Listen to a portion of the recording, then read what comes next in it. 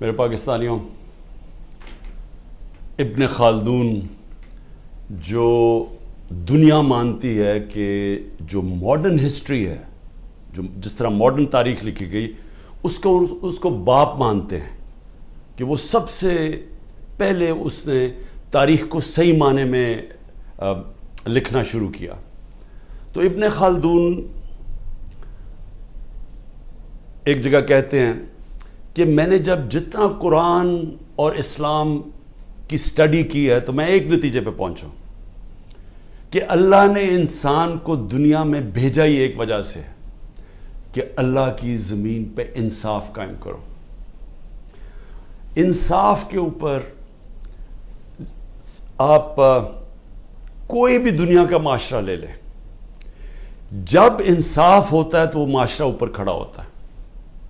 نبی صلی اللہ علیہ وسلم نے دنیا کی تاریخ کا سب سے بڑا انقلاب تھا مدینہ میں، کوئی اس کی مثال نہیں ہے دنیا کی تاریخ میں، کہ ہجرت ہوتی ہے 622، جنگ بدر ہوتی ہے 625، 313 لڑنے والے، اور 11 سال کے بعد ایک سپر پاور گھٹنے ٹیکتی ہے رومن ایمپائر، اور اس کے اگلے سال دوسری سپر پاور گھٹنے ٹیکتی ہے پرشین ایمپائر قدسیہ میں۔ یہ تو تاریخ کا حصہ ہے، لیکن یہ تو کوئی مطالعہ کرے کہ یہ کیا ہوا تھا کہ وہ ایک لوگوں کی کوئی حیثیت نہیں تھی، انہوں نے دنیا کی امامت کی اور کئی صدیوں تک بنیاد انصاف پہ رکھی گئی تھی، عدل اور انصاف، اس کے اوپر وہ معاشرہ کھڑا ہوا تھا۔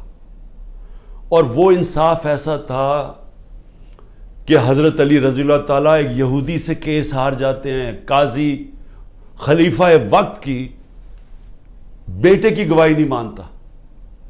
وہ انصاف ایسا تھا جب نبی صلی اللہ علیہ وسلم نے کہا میری بیٹی بھی اگر چوری کرے گی تو اس کو سزا ملے گی، کوئی قانون سے اوپر نہیں ہے، اور جو معاشرے طاقتور کو قانون سے اوپر رکھتے ہیں ان کی حدیث ہے وہ تباہ ہو جاتے ہیں۔ تو آج جو پاکستان ہے، میں اپنے سارے پاکستانیوں کے سامنے یہ بات کر رہا ہوں کہ ہم اب بالکل تباہی کی طرف جا رہے ہیں۔ میں اس لیے نہیں کہہ رہا کہ تحریک انصاف کے اوپر کریک ڈاؤن ہوا ہے، کہ ہمارے لوگوں کو جیلوں میں ڈالا ہوا ہے، جیل بھرے ہوئے ہیں، ہر روز نئے لوگ پکڑ رہے ہیں، رشتہ دار پکڑ رہے ہیں، جو کہانیاں سامنے آ رہی ہیں وہ خوفناک کہانی ہے۔ کبھی پاکستان کی تاریخ میں اس طرح ایک ننگا ہو کے ایک طاقت نے اس طرح کا ظلم کیا ہوا اپنے لوگوں کے اوپر، کوئی اس کی مثال نہیں ہے۔ میں مشرف کے مارشل لاء میں اپوزیشن میں تھا، میں نے کبھی اس طرح کا ظلم نہیں دیکھا۔ تو یہ جو انصاف کی دھجیاں اڑائی گئی ہیں اور یہ طاقت کی حکمرانی، جنگل کا قانون قائم کیا گیا ہے، میں سب سے پہلے 2-3 چیزیں کہنا چاہتا ہوں، اور میں پھر اپنی ساری قوم کو یہ بتانا چاہتا ہوں کہ ہم جا کدھر رہے ہیں۔ یعنی کوئی چلیں یہ سب کچھ کر رہے ہیں تو کوئی روڈ میپ ہوگا نا کہ ہم اس سے نکل کے تو خوشحال ہو جائیں گے، کیونکہ اس وقت پاکستانی، میں ابھی آپ کو پھر سے بتاؤں گا کہ ہمارے ملک کے معاشی حالات کیا ہیں۔ تو جس طرح ملک معاشی طور پہ تباہی کی طرف جا رہا ہے تو کوئی تو روڈ میپ ہوگا نا کہ یہ جو ظلم کیا جا رہا ہے، یہ جو پوری جماعت کو ختم کرنے کی کوشش کی جا رہی ہے، کہ اس کا کوئی ملک کو تو کوئی فائدہ ہو نا۔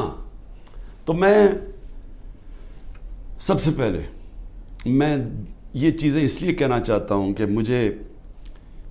میں یہ کبھی یہ سوچتا نہیں تھا کہ میرے ملک میں اس طرح کی چیزیں ہوں گی۔ جیسی بھی حکومتیں آئی ہیں، ایوب خان کا مارشل لاء آیا، ضیاء الحق کا آیا، سنا بڑا پیپلز پارٹی پہ سخت مارشل لاء تھا، لیکن جو پیپلز پارٹی کے معراج محمد خان تھے وہ مجھے بتاتے تھے، کیونکہ وہ ہماری جماعت میں ایک وقت پہ ہم نے ان کو سیکرٹری جنرل بنایا تھا، تو وہ مجھے بتایا کرتے تھے کہ ضیاء الحق کے زمانے میں کیا تھا، اور مشرف کا میں آپ کو خود بتا دیا، کبھی اس طرح کا ظلم نہیں ہوا۔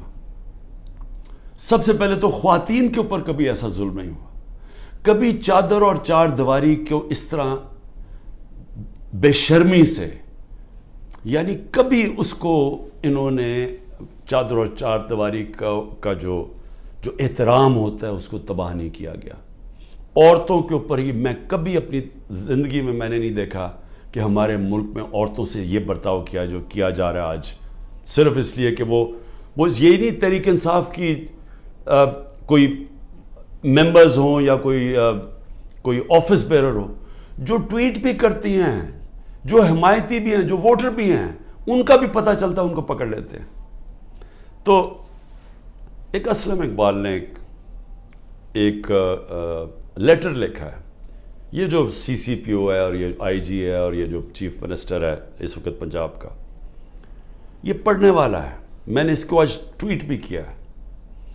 اس نے بتایا کہ اس کے سارے گھر کے اوپر کیسا ظلم ہو رہا ہے، اس کی 80 سالہ والدہ کی بھی پرواہ نہیں کی گئی، وہ آکسیجن کے اوپر ہے، ادھر گھس گئے، اس سے بدتمیزی کی، کیونکہ اسلم اقبال چھپے ہوئے ہیں۔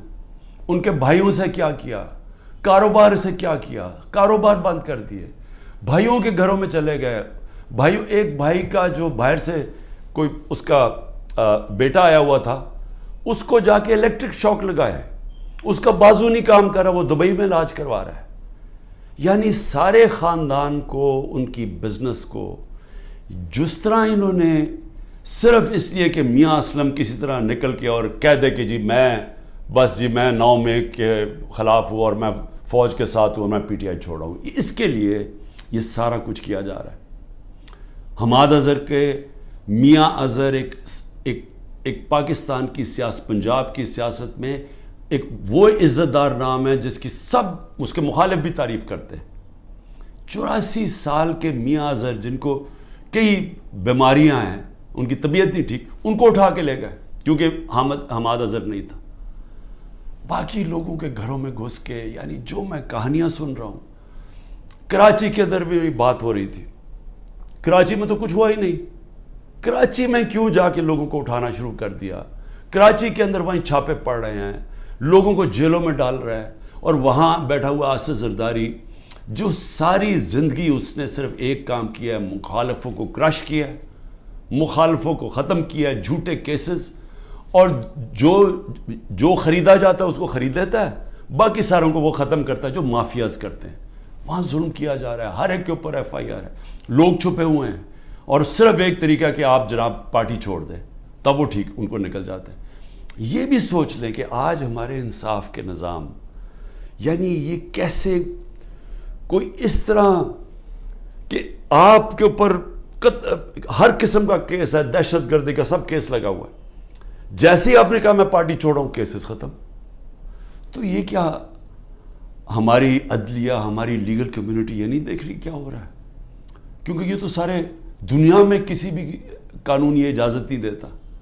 تو اس کے علاوہ، ان کے علاوہ میں صرف یہ بتانا چاہتا ہوں کہ کراچی کے اندر جس طرح لوگوں کو انہوں نے جیلوں میں ڈالا ہوا ہے، اور جو مجھے سب سے زیادہ تکلیف ہے کہ جو ہمارے لوگوں کو، اگر جیل کے اندر جگہ 20 لوگوں کی ہے تو وہاں 60 لوگ بھرے ہوئے ہیں، وہ سو بھی نہیں سکتے، کئیوں کو کھڑا ہونا پڑتا ہے، کوئی سوتے ہیں، کھانا نہیں صحیح دیتے، کئیوں نے جس طرح کا کھانا دیا وہ لوگ کھانا نہیں کھا سکتے، کئیوں کے پیٹ خراب ہو گئے ہیں۔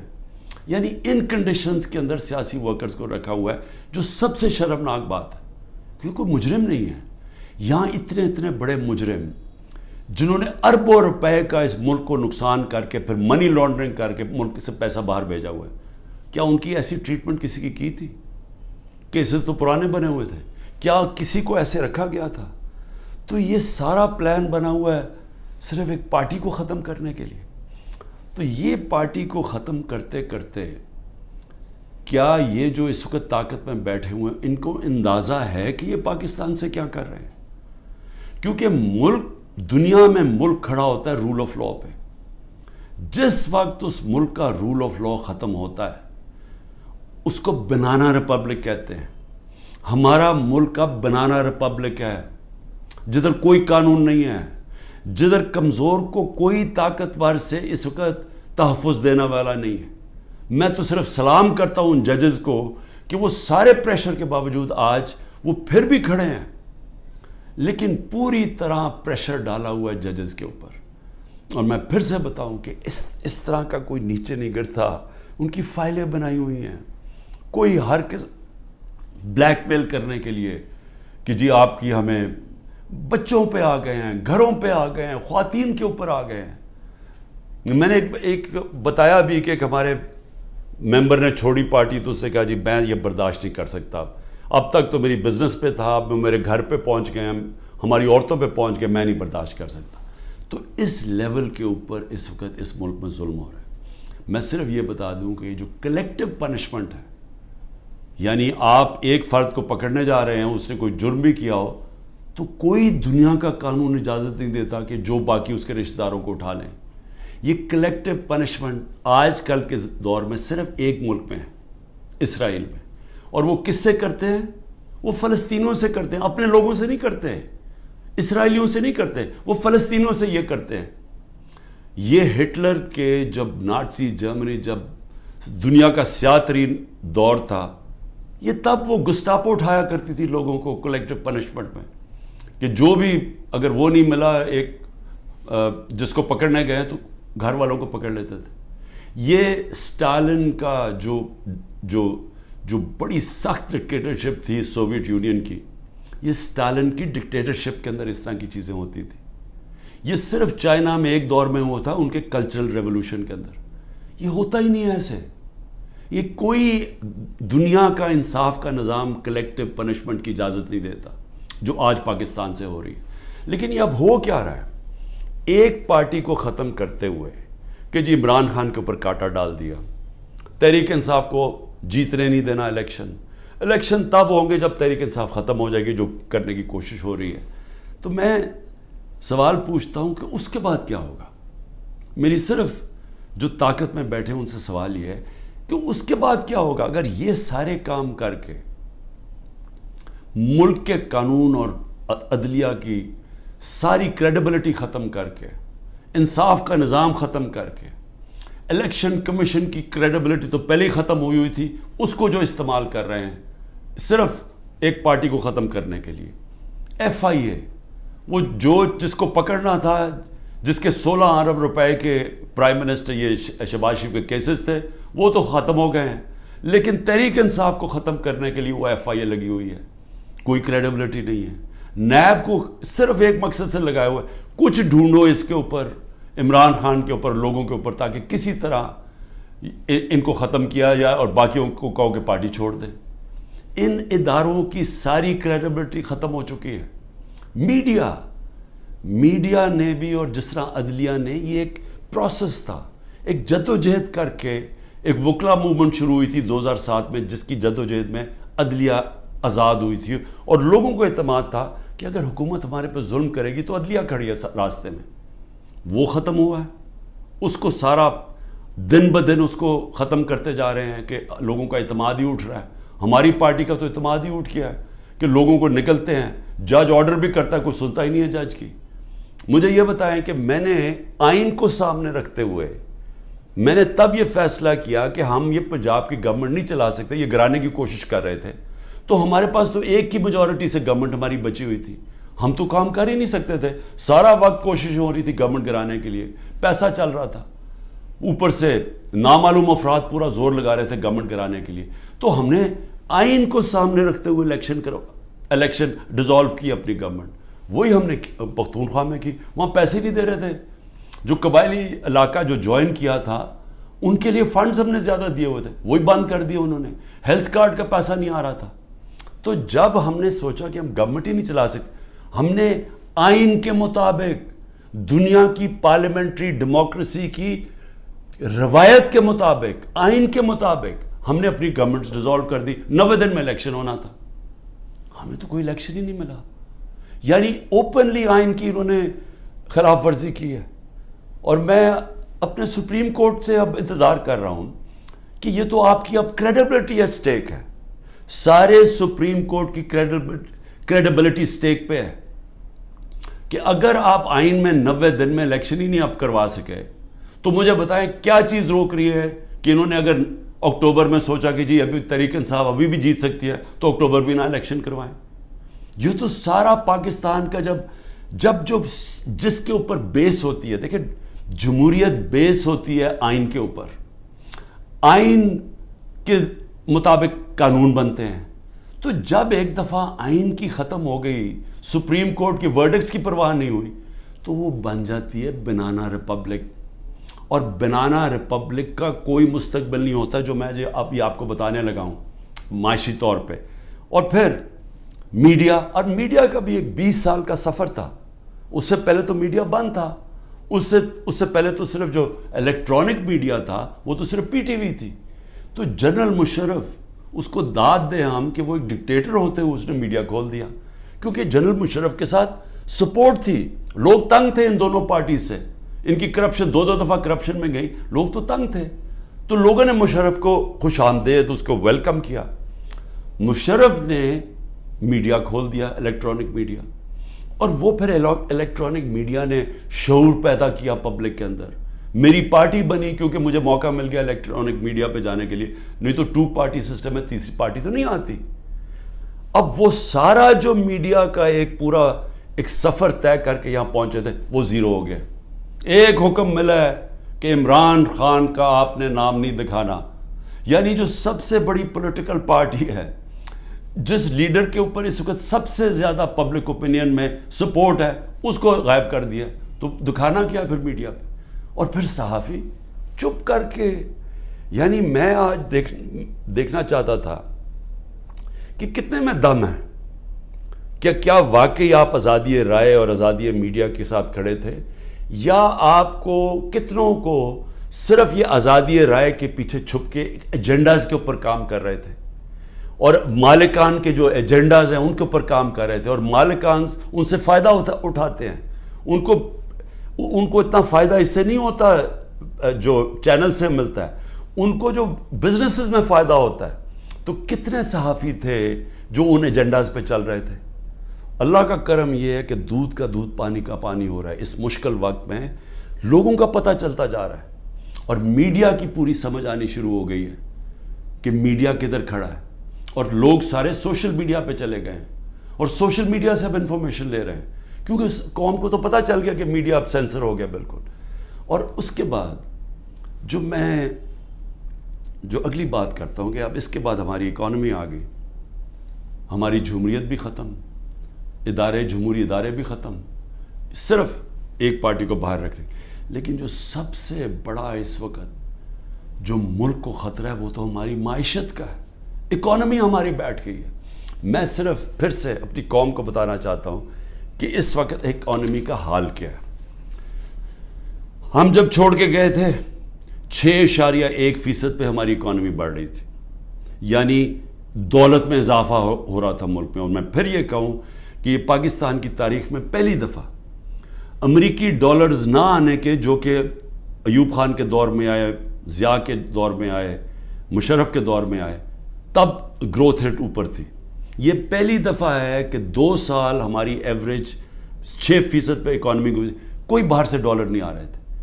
آل راؤنڈ انڈسٹری اچھا کر رہی تھی، زراعت اچھا کر رہی تھی، سروسز میں اضافہ ہو رہا تھا. تو ملک جب اوپر جا رہا تھا 6% پہ، ادھر سے سازش کر کے ایک آدمی نے بند کمرے میں فیصلہ کر کے گورنمنٹ گرائی. اب آج دیکھیں ذرا کیا حالات ہیں. پاکستان کی 6.1% سے آج ہماری گروتھ ریٹ یعنی اکانومی میں جو اضافہ ہے وہ پہنچ گئی ہے 0.3 پہ. انڈیا اس وقت 7.2% پہ بڑھ رہی ہے، آگے گروتھ ریٹ آگے. بنگلہ دیش 5.5% پہ بڑھ رہی ہے، اور ہم 0.3 پہ پہنچ چکے ہیں. ایک سال کے اندر ہمارا جو ملک کا جو ایکسپورٹس ہیں، دیکھیں نا، جب تک آمدنی آتی ہے ڈالر سے تو ہماری ایکسپورٹ تو ہر سال بڑھ رہی تھی. اس وقت اور ایکسپورٹس یعنی ڈالرز اندر آتے ہیں جب چیزیں بیچتے ہیں، 13.6% پہ ایکسپورٹس گری ہیں ایک سال میں. اور جو دوسری چیز ڈالرز اندر آتے ہیں ریمیٹنسز سے، وہ 13% پہ گری ہیں ریمیٹنسز.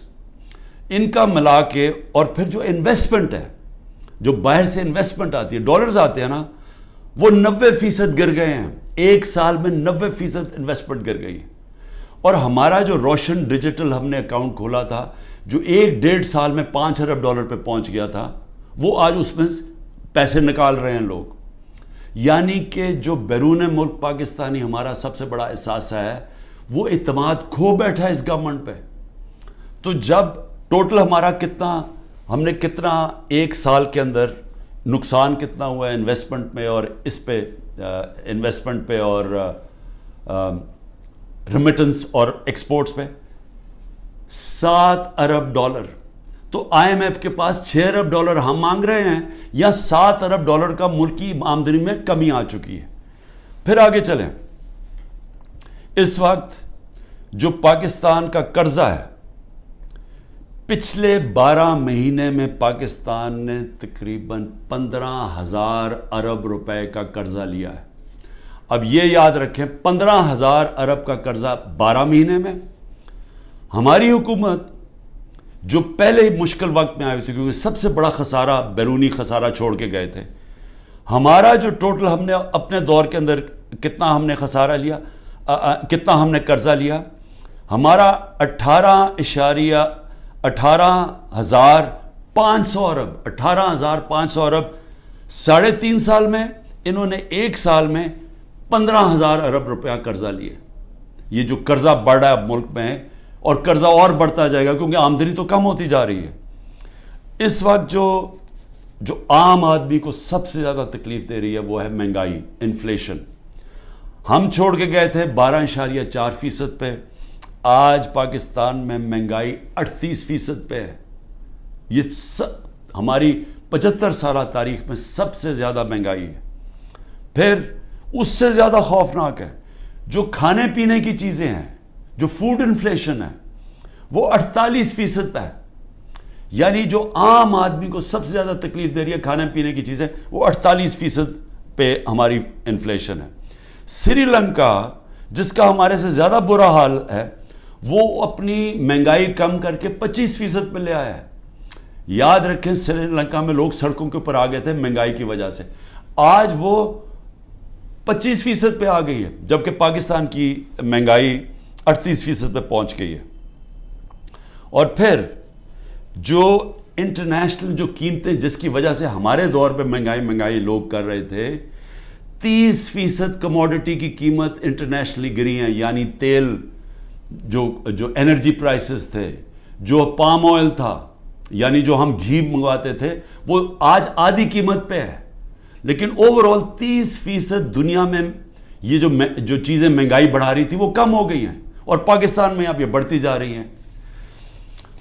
اور پھر 2-3 اور چیزیں یہ ذرا آپ دیکھ لیں کہ ہمارے پاس کوئی اب روڈ میپ نہیں ہے کہ ہم نے 30 ارب ڈالر جون 2024 تک واپس کرنا ہے. ہمارے پاس کوئی روڈ میپ نہیں ہے کہ ہم نے تقریباً 1 سال میں 30 ارب ڈالر واپس کرنا ہے، کیونکہ ڈالر کی جو انکم ہے وہ تو کم ہوتی جا رہی ہے.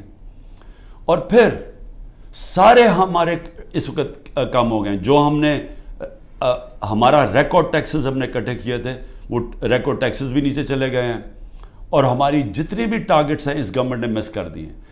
جو اس وقت سود ہے وہ 21% ہے. تو انڈسٹری کیسے چلے گی؟ 21% سود پاکستان کی تاریخ میں سب سے زیادہ ہے. تو انڈسٹری کیسے چلے گی؟ اور پھر جو اس وقت سیل ہو رہی ہے ڈیزل کی، بجلی کی، سیمنٹ کی، وہ 20 سے 30% گر چکی ہے. اس کا مطلب بڑے طور پہ بے روزگاری آ رہی ہے، بے روزگاری آ چکی ہے. میں صرف اس کی آخر میں ڈاکٹر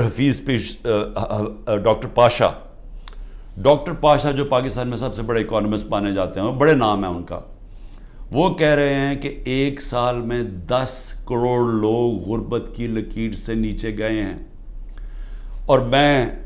اور وہ کہتے ہیں کہ 75 سالہ پاکستان کی تاریخ میں یہ سب سے برے حالات ہیں. تو میں اب پوچھتا ہوں کہ یہ لوگ جو کوشش ساری کی جا رہی ہے تحریک انصاف کو ہٹانے کی، وہ انہی لوگوں کو تو واپس لانے کی کوشش کی جا رہی ہے. یہ لوگ جو 1 سال کے اندر ملک کی معیشت تباہ کر دی ہے، میں یہ سمجھنے کی کوشش کر رہا ہوں کہ یہ پھر واپس آ کے، کیونکہ اگر تحریک انصاف کو ختم کریں گے تو یہی لوگ ہوں گے نا، اور ان تھوڑے سے اور لوگوں کو، ریلو کٹوں کو اکٹھا کر کے آپ کوئی اور پارٹی میں دھکیل کے ہمارے لوگ توڑ کے کر دیں گے. تو چلیں یہی سوچ لیں کہ تحریک انصاف ختم ہو گئی تو پھر یہی لوگ واپس آئیں گے. میرا سوال یہ ہے کہ یہ لوگ آ کے پھر کیا کریں گے؟ کہ اگر انہوں نے 1 سال میں ہماری معیشت کا بیڑا غرق کر کے رکھ دیا ہے، خود تو ان کو فرق ہی نہیں پڑا، یاد رکھیں ان کے پیسے ملک سے باہر پڑے ہیں، ان کے ڈالروں میں پیسے باہر پڑے ہوئے ہیں. یہ جو ملک نیچے جا رہا ہے، یہ جو مہنگائی ہو رہی ہے، یہ جو روپیہ گر رہا ہے، اس کی وجہ سے جو مہنگائی اور غربت آ رہی ہے، ان کو کوئی فرق نہیں پڑ رہا. میں یہ آج کہتا ہوں کہ جتنے بھی لوگ آج یہاں اوپر ہمارے ملک کے فیصلے کر رہے ہیں، ان کو کوئی فکر نہیں ہے پاکستان کی، کیونکہ ان کے پیسے ملک سے باہر پڑے ہیں. اگر ان کے ملک سے باہر پیسے پڑے ہیں، ان کو کوئی فرق نہیں پڑ رہا. ان کو جب وقت آئے گا، مشکل وقت آیا، میں آج آپ کو لکھ کے دے رہا ہوں، سب نے ملک سے باہر بھاگ جانا ہے. کم از کم جو اسٹیبلشمنٹ ہے ایک کام تو کرے نا. ان سب جو یہاں آج فیصلے کر رہے ہیں، ایک کام کرے کہ ان سب کو ECL پہ ڈالے، اور ECL پہ تب تک ڈالے جب تک الیکشن نہیں ہو سکتا. کیونکہ اگر انہوں نے، ان کا سٹیک ہی پاکستان میں نہیں ہے، تو ان کو تو کوئی فرق نہیں پڑنے لگا ملک بیٹھ رہا ہے. ان کو تو، ان کے جب ڈالرز میں پیسے پڑے ہیں، روپیہ گر رہا ہے، ان کی تو دولت کو کوئی فرق نہیں پڑ رہا. لیکن پاکستانی تباہی کی طرف جا رہے ہیں. اور میں آج آپ کو اپنا آخر میں یہ بھی بتا دوں کہ یہ ملک ٹھیک ہوگا کیسے، اس دلدل میں سے نکلے گا کیسے. صرف ایک طرح نکلے گا کہ ہم اپنے اوورسیز پاکستانی، 10 کروڑ باہر پاکستانی بیٹھا. میں پھر سے آپ کو بتا دوں کہ صرف امریکہ کے اندر جو 16,000 پاکستانی امریکن ڈاکٹرز ہیں، ان کی جو سالانہ ان کی جو ویلتھ ہے وہ $200 ارب ہے. صرف 16,000 کی. جو ٹاپ اس وقت 10 پاکستان کے بزنس مین ہیں امریکہ میں، ان کی ورتھ $25 ارب ہے. اگر ہم نے کسی وقت بھی باہر سے اپنا جو اوورسیز پاکستان نے سرمایہ کاری کرنی شروع کر دی، وہی بچائے گا پاکستان کو. جب چائنا نے اور انڈیا نے جب اپنی اکانومی کھولی تو سب سے پہلے سرمایہ کاری اوورسیز چائنیز اور اوورسیز انڈینز نے کی. ہماری بھی جو سرمایہ کاری اور فیوچر ہے وہ شارٹ ٹرم میں اپنے اوورسیز پاکستانیز کے ہاتھ میں. وہ اوورسیز پاکستانی نہیں آئیں گے. یہ جو حرکتیں کی جا رہی ہیں وہ لوگ چھوڑ کے جا رہے ہیں. یہاں سے لوگ پیسہ باہر لے کے جا رہے ہیں. اس وقت جو ہمارے پروفیشنلز ہیں وہ چھوڑ کے جا رہے ہیں.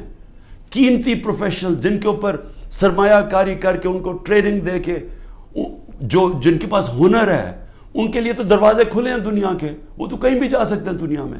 وہ جب وہ چھوڑ کے جا رہے ہیں، جب ہمارا سرمایہ ملک سے باہر جا رہا ہے، ڈالرز ملک سے باہر جا رہے ہیں، تو یہ ساری حرکتیں اور اس وجہ سے ہے کہ اوپر تو پہلے چور مسلط کر دیے. مجھے بتائیں کون ملک سے باہر سے پیسہ لے کے آئے گا اوورسیز پاکستانی، جب وہ دیکھے گا کہ شہباز شریف اور شریف خاندان اور زرداری خاندان، ان کے پیسے باہر پڑے ہوئے ہیں. کون لے کے آئے گا پاکستان؟ جب ان کو اعتماد پاکستان کی اکانومی میں نہیں ہے تو وہ ان کو کیسے اعتماد آئے گا پاکستان کی اکانومی میں؟ تو کدھر سے آئے گا پیسہ؟ تو شارٹ ٹرم میں تو آنا ہے باہر سے اوورسیز پاکستانی کا پیسہ. اوورسیز پاکستانی پیسہ تب لے کے آئے گا جب رول آف لا قائم کریں گے، جو آج ختم کیا جا رہا ہے، جس کی قبر کھودی جا رہی ہے. جب تک جسٹس سسٹم میں، ہمارے جسٹس سسٹم میں انویسٹر کو، سرمایہ کار کو اعتماد نہیں ہوگا، پیسہ نہیں آنے لگا. اور جب تک اس ملک میں پیسہ نہیں آئے گا، اپنے ڈالرز نہیں آئیں گے. ہم یہ جو $30 ارب ہم نے ایک سال میں دینا ہے، ہم کدھر سے دیں گے؟ ہم تو اور ڈالرز لے رہے ہیں. ہم تو اس وقت IMF سے اور قرضے مانگ رہے ہیں. ہمارے پاس تو سکت ہی نہیں ہے پیسے دینے کی. تو اس لیے میں ان سب سے پوچھتا ہوں جو تحریک انصاف کو ختم کر رہے ہیں اور کرنے کی کوشش کر رہے ہیں، ان کو یہ سمجھنا چاہیے کہ ان کے پاس تو اور کوئی روڈ میپ ہی نہیں ہے. وہ تو تباہی کی طرف لے کے جا رہے ہیں. جو ان کے پاس تو کوئی سلوشن ہی نہیں ہے، اس کا مسئلے کے حل ہی نہیں ہے. ان کا مسئلے کا حل صرف ایک نظر آ رہا ہے کہ تحریک انصاف اور عمران خان کے اوپر کانٹا ڈال جائے، یا وہ تحریک انصاف اور عمران خان کے بغیر. لیکن میں پھر آخر میں یہ کہنا چاہتا ہوں، یہ کبھی ہو ہی نہیں سکتا. اگر ملک کی سب سے بڑی جماعت جس کا پاس سب سے بڑا ووٹ بینک ہے، آپ جب اس کو جس طرح ختم کر رہے ہیں، آپ پاکستان کی جمہوریت ختم کر رہے ہیں.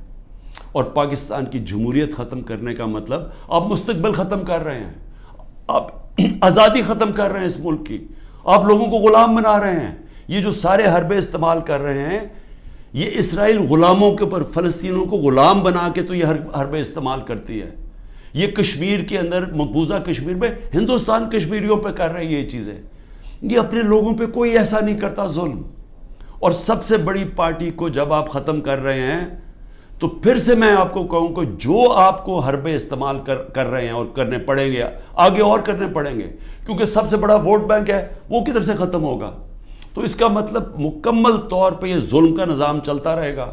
اور آخر میں جب بھی آپ سمجھیں گے کہ اب پارٹی ختم ہوگی تب الیکشن کروائیں گے وہ جمہوریت ختم ہو جائے گی. مجیب الرحمان کو جب انہوں نے اس کے خلاف کریک ڈاؤن کیا, ہم نے پاکستانیوں نے کریک ڈاؤن کیا, جس کو پرائم منسٹر بننا چاہیے تھا اس کی پارٹی کو بین کر دیا, کلعدم کر دیا, تو اس کے بعد جو الیکشن کروایا اس کی کیا حیثیت تھی؟ کیا وہ ایسٹ پاکستان کے لوگوں نے مانا تھا وہ جو الیکشن کے بعد لوگ سامنے آئے تھے؟ کسی نے کوئی بھی ان میں سے بچا تھا جیسی واپس جب ان کے پاس ان کو وہ آزاد ہو گئے ہمارے سے؟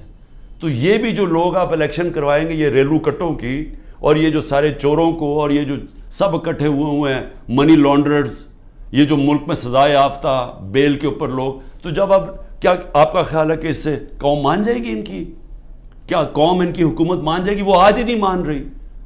وہ اتنے ڈرے ہوئے ہیں کہ سب کچھ ہو کے بھی وہ تو الیکشن سے بھاگ رہے ہیں. 10,000 ورکر بھی اندر ہیں پھر بھی ڈرے ہوئے ہیں الیکشن کروانے میں, پھر بھی کہہ رہے ہیں کہ اگلی مارچ تک الیکشن ہوگا. تو میں آج جو بھی اس ملک میں طاقت میں بیٹھے ہوئے ہیں میرا آپ کو سمپل یہ پیغام ہے کہ جس راستے پہ آپ یہ لے کے جا رہے ہیں اس میں پاکستان کی تباہی ہے, اندھیرا ہے, ہمارے بچوں کا مستقبل تباہ ہو رہا ہے. اور اتنی مایوسی پھیلی ہوئی ہے پاکستان میں, امید ختم ہوتی جا رہی ہے کہ لوگ چھوڑ کے جا رہے ہیں. ابھی بھی وقت ہے, کورس کریکشن کریں, راستہ بدلیں, اور راستہ صرف فری اینڈ فیئر الیکشن ہے. پاکستان زندہ باد.